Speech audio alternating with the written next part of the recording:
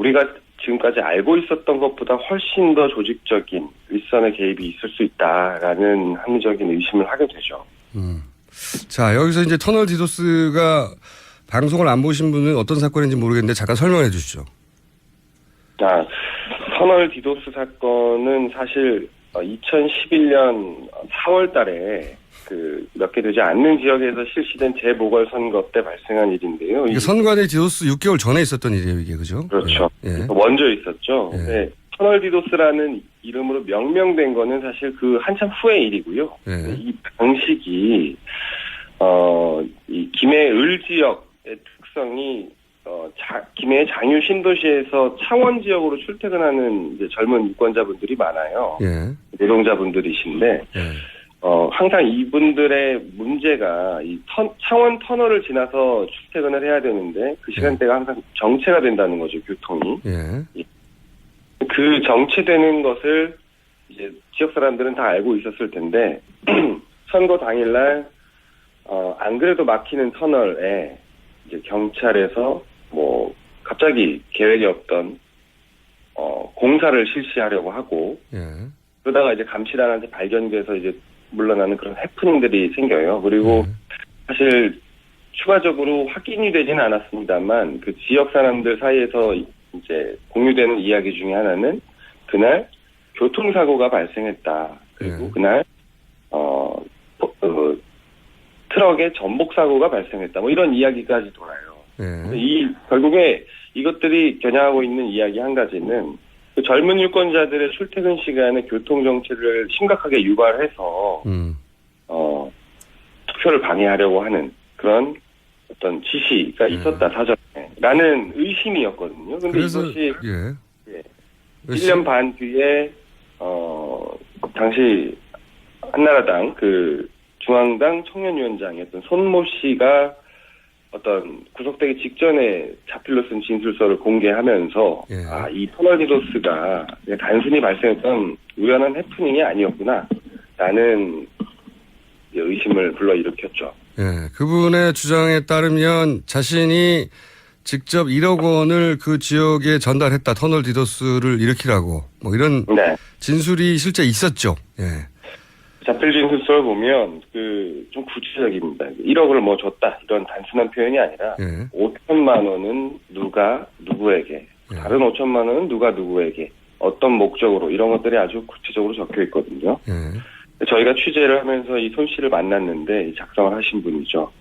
근데 이분의 이야기는 본인은 그냥 여의도에서 찌라시라고 불리는 그런 얘기들을 모아서 적은 것뿐이다라고 변명을 하셨는데 사실 이걸 작성한 다음날 손 씨는 그 당시 구속이 됐었어요. 근데 그 구속이 되기 직전에 주변 지인들에게 남겼던 얘기를 들어보면 이것이 본인을 지켜줄 거다라고 생각하고 일종의 보험으로 이걸 작성했다라고 기억하는 분들이 있습니다. 알겠습니다. 이제 이 터널 디도스, 온라인 디도스가 온라인 오프라인 차이만 있을 뿐이지. 그러니까 터널 디도스와 선관 디도스가 결국 선거를 방해하려는 본질을 갖고 그리고 연결돼 있더라 하는 이제 정황을 발견하신 거죠. 네. 자, 그러면은 그게 이제 이번 취재의 가장 큰 성과라고 보는데 어쨌든 이건 수사로는 더 이상 취재로는 더 이상 밝힐 수 없고 그다음부터 이제 수사 영역이 되는 거죠. 그렇죠. 당시에 우리가 이제 실행한 사람은 검거를 했다라고 볼 수 있지만 그 실행을 지시한 신의 영역이라고 말했던 검찰이 그 사람들, 이 누구인지에 대한 수사는 저희가 확보한 자료와 증언과 이런 걸 토대로 의혹 제기는 가능하지만 실제 정확한 확인은 불가능하잖아요. 그리고 이 일이 발생한 지 벌써 5년이 됐지만 이분들이 대체로 실행한 분들이 출소를 했어요. 여기 연루됐던 분들이. 예를 들어서 박희태 의장 비서관 한 명과 디도스를 실행한 온라인 도박업체 대표 이분들은 출소했잖아요. 이분들은 어떻게 지내십니까 이제? 그러니까 구속되기 직전의 상황도 경제적으로 여유가 있지 않았어요. 왜냐하면 변호인도 고용할 수 없는 그런 경제적인 상태였는데 온라인 도박업체였기 때문에 불법이죠. 네네. 그래서 이분 온라인 도박업체 사장 같은 경우에는 출소하고 나서 그 당시와 유사한 업체로 보이는 새로운 업체 하나 이제 런칭을 했더라고요. 근데 그 업체에 가보니 거기가 그 테헤란로에 있는 아주 고급 빌딩입니다. 그 빌딩의 한 층을 다 사용할 만큼 세가 얼마인지 물어봤더니 세가 한 1,000만 원이 넘더라고요. 직원도 한 10명 정도 되는데 건물 관리인들이 뭐 하는 회사인지를 잘 몰라요. 역시나 저희가 찾아갔을 때는 이미 뭐 이사 가고 인테리어를 새로 하고 있는 후임자가 그런 상황이었는데 사실 따져보면 그렇게 변호사도 수임할 수 없는 그런 수임료도 없는 그런 경제적인 상태였던 분이 교도소에 들어갔다가 3년 6개월 이상 복역을 하고 나와서 어떻게 이런 사업체를 또 바로 차릴 수 있었을까? 형편이 더 좋아졌더라. 예. 비서관 경우는 어떻습니까? 발음 계속 세네요. 비서관은 본인은 어려운 상황이다라고 저희한테 욕설을 하시는데 사실 저희가 이 비서관을 찾으려고 진주 바닥을 돌아다니면서 들었던 얘기는 가족들이 보상을 받았다. 그리고 그 보상을 받은 것으로 진주 지역에서 방송에서 얘기해도 되는 업인지 좀 불법적인 업을 하고 있다라는 그런 소문이 파다한 상황입니다. 어쨌든 오히려 더 형편이 좋아졌다 역시나라고 보여지죠. 그러면 이 질문 꼭 해야 될 것 같은데 지난 오촌 살인 사건 때는 이제 중요한 증인들이 취재 직전에 사망하거나 이런 일이 많았잖아요. 이번 사건도 그 윗선이 밝혀지면 사실 굉장히 치명적인 사건인데 혹시 중요한 증인의 죽음 같은 거는 취재해보니 없던가요? 그렇죠. 있습니다. 이 터널 디도스 사건에 관련해서 사실 이 터널 디도스 사건이 드러나게 됐던 계기가 그 배후에 관한 것이 드러나게 됐던 계기가 실은 이 아까 말씀드린 손 씨가 그 정우택 의원이랑 이제 같은 지역에 거주를 하면서 상당히 여러 도움을 주던 아주 우호적인 관계였는데 그것이 깨지면서 당시 정우택 의원의 그 어떤 개인적인 비위에 대한 폭로전이 발생했었어요. 거기서부터 출발한 거죠. 그러면서 그 폭로되는 과정에서 연결고리가 되는 인물들이 있습니다. 해외 블로그를 운영하던 분들이라든지 그다음에 이 터널 디도스를 실행하는데 돈을 전달한 중간 인물들이 있어요. 그 인물 중에 두 사람이 이번에도 사망하셨더라고요. 한 분은 트럭 옆에서 뇌출혈로 사망하신 채 발견이 됐고 한 분은 홍콩에 가서 자살을 하셨는데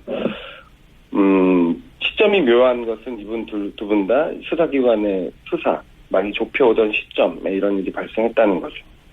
하필이면 중요한 증인이 여하간 사망을 했더라. 취재 결과. 중요한 시점에. 알겠습니다. 혹시 다른 이상한 경험을 하신 건 없고요? 마지막 질문인데. 지난번에는 찾아가면 이렇게 돌아가신 분들이 많았잖아요. 이번엔 좀 정반대였던 것 같아요. 뭐 보통 중요한 사람을 찾아가면 좀 가끔 놀라는 분도 계시고 뭐 취재를 완강하게 거부하는 경우가 많은데 도망가는 분들도 많죠. 그렇죠. 이번에는 저희가 올 걸 미리 알고 있었다는 것처럼 대답이 아주 잘 정리된 상태로 준비되어 있으시고 그러면 반가워하시는 분도 계시고 좀 그런 상황이 있어서 방문 일시를 알고 있는 느낌이던가요? 뭐 어떻게 알았을까 뭐 이런 생각을 해본 적은 있습니다. 근데 설마 몰랐겠지 그냥 뭐 내공이 많으신 분들이겠지 이렇게 그냥 생각했는데요. 좀 당황스럽긴 했어요. 너무. 거꾸로 취재하는 쪽에서 어떻게 이렇게 잘 준비가 돼 있나? 알겠습니다. 오늘 여기까지 하고 제가 물어볼 게 더 있는데 시간이 없어요. 한 번 더 모셔야 할지도 모르겠습니다. 여기까지 하겠습니다. 네. 지금까지 SBS의 배정원 PD였습니다. 우리가 지금까지 알고 있었던 것보다 훨씬 더 조직적인 윗선의 개입이 있을 수 있다라는 합리적인 의심을 하게 되죠. 자, 여기서 이제 터널 디도스가 방송을 안 보신 분은 어떤 사건인지 모르겠는데 잠깐 설명해 주시죠. 터널 디도스 사건은 사실 2011년 4월 달에 몇 개 되지 않는 지역에서 실시된 재보궐선거 때 발생한 일인데요. 이게 선관위 디도스 6개월 전에 있었던 일이에요, 이게 그죠? 그렇죠. 예. 먼저 있었죠. 예. 네. 터널 디도스라는 이름으로 명명된 거는 사실 그 한참 후의 일이고요. 예. 이 방식이 이 김해을 지역의 특성이 김해 장유 신도시에서 창원 지역으로 출퇴근하는 이제 젊은 유권자분들이 많아요. 예. 노동자분들이신데 예. 항상 이분들의 문제가 이 창원 터널을 지나서 출퇴근을 해야 되는데 그 시간대가 항상 정체가 된다는 거죠, 교통이. 예.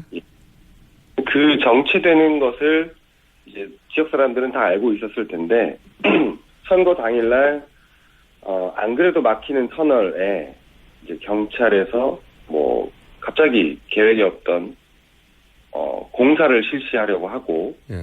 그러다가 이제 감시단한테 발견돼서 이제 물러나는 그런 해프닝들이 생겨요. 그리고 사실 추가적으로 확인이 되지는 않았습니다만 그 지역 사람들 사이에서 이제 공유되는 이야기 중에 하나는 그날 교통사고가 발생했다. 그리고 그날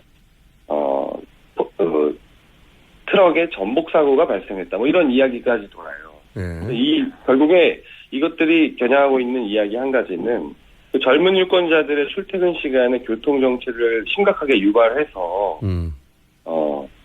투표를 방해하려고 하는 그런 어떤 지시가 있었다 사전에라는 의심이었거든요. 근데 이것이 1년 반 뒤에 당시 한나라당 그 중앙당 청년위원장이었던 손모 씨가 어떤 구속되기 직전에 자필로 쓴 진술서를 공개하면서 이 터널 디도스가 단순히 발생했던 우연한 해프닝이 아니었구나 라는 의심을 불러일으켰죠. 예, 그분의 주장에 따르면 자신이 직접 1억 원을 그 지역에 전달했다. 터널 디도스를 일으키라고 뭐 이런 진술이 실제 있었죠. 예. 자필 진술서를 보면 좀 구체적입니다. 1억을 뭐 줬다 이런 단순한 표현이 아니라 5천만 원은 누가 누구에게 다른 5천만 저희가 확보한 자료와 증언과 이런 걸 토대로 의혹 제기는 가능하지만 실제 정확한 확인은 불가능하잖아요. 그리고 이 일이 발생한 지 벌써 5년이 됐지만 이분들이 대체로 실행한 분들이 출소를 했어요. 여기 연루됐던 분들이. 예를 들어서 박희태 의장 비서관 한 명과 디도스를 실행한 온라인 도박업체 대표 이분들은 출소했잖아요. 이분들은 어떻게 지내십니까 이제? 그러니까 구속되기 직전의 상황도 경제적으로 여유가 있지 않았어요. 왜냐하면 변호인도 고용할 수 없는 그런 경제적인 상태였는데 온라인 도박업체였기 때문에 불법이죠. 네네. 그래서 이분 온라인 도박업체 사장 같은 경우에는 출소하고 나서 그 당시와 유사한 업체로 보이는 새로운 업체 하나 이제 런칭을 했더라고요. 근데 그 업체에 가보니 거기가 그 테헤란로에 있는 아주 고급 빌딩입니다. 그 빌딩의 한 층을 다 사용할 만큼 세가 얼마인지 물어봤더니 세가 한 1,000만 원이 넘더라고요. 직원도 한 10명 정도 되는데 건물 관리인들이 뭐 하는 회사인지를 잘 몰라요.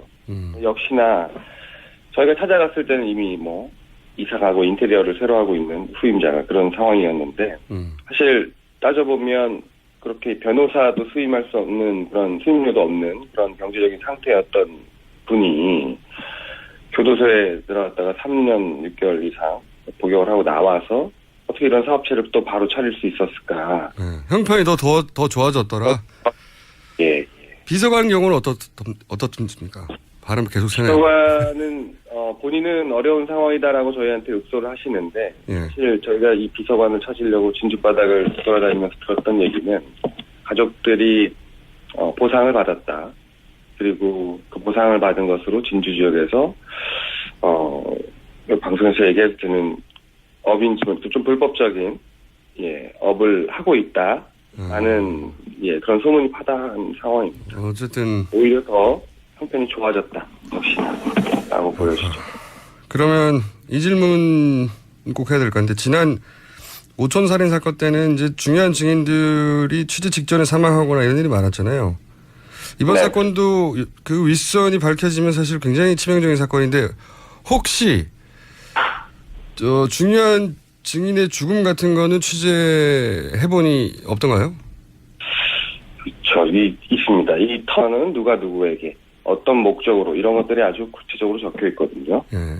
저희가 취재를 하면서 이 손 씨를 만났는데 작성을 하신 분이죠. 근데 이분의 이야기는 본인은 그냥 여의도에서 찌라시라고 불리는 그런 얘기들을 모아서 적은 것뿐이다라고 변명을 하셨는데 사실 이걸 작성한 다음날 손 씨는 그 당시 구속이 됐었어요. 근데 그 구속이 되기 직전에 남겼던 주변 지인들에게 남겼던 얘기를 들어보면 이것이 본인을 지켜줄 거다라고 생각하고 일종의 보험으로 이걸 작성했다라고 기억하는 분들이 있습니다.